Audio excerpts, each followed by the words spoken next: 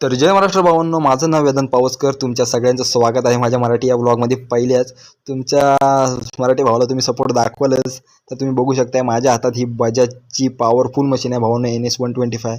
तर वळूया आपण आपल्या राईडकडे. तर मी राईड करतो भावांनो खेड चिपळूण हायवेवरती, आणि मी आता नुकताच पोहोचलो आहे भावांनो आपल्या परशुराम घाटात. आणि ह्या टर्नमध्ये आहे ना, पुढे बहुत चौकी आहे, तिथं कोण ना मामा काका आपले उभेच असतातच. बघूया कोण भेटतं आपल्याला. अरे बापरे, आहेत आहेत हात करतात आपल्या. तर आपण भावाने एका साईडला थांबूया. तर काय म्हणतात बघूया काका. आपण काका गाय आपल्याला जा म्हटलेत भावांनो. त्याने गाडीला आरशे नाही, त्यांनी लक्ष नाही दिलं वाटतं, पाठच्याला अडवली नाही भावांनो. तर कॅमेऱ्यामध्ये आपल्याला दिसलं नाही. पोलिसांची रिस्पेक्ट आहे ना भावांनो, आपण ठेवली पाहिजेच. काय काय जण काय करतात माहिती आहे का, पळून जात असतात. आणि त्या पोलिसांना मेन गोष्ट म्हणजे खूप राग येतो. त्यांच्या हातात जर नाही भेटली ना तर राग येतो. तर त्यांना रिस्पेक्ट दाखवलीत ना तर तुम्हाला 100-200 रुपये फाईन कमी. आणि जर शहाणपणा केलात ना तुम्हाला ते घोडा लावणारच भावांनो.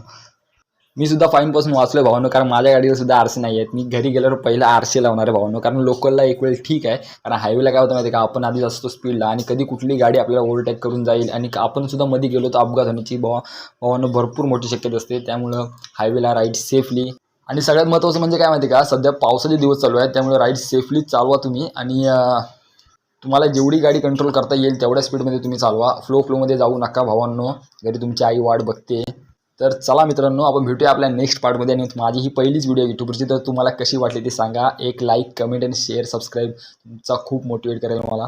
तर चला भेटूया आपण आपल्या नेक्स्ट पार्टमध्ये. आणि नेक्स्ट पार्ट मी हा चांगलाच कुठल्या तरी चांगल्या ठिकाणीच एक्सप्लोअर करेन.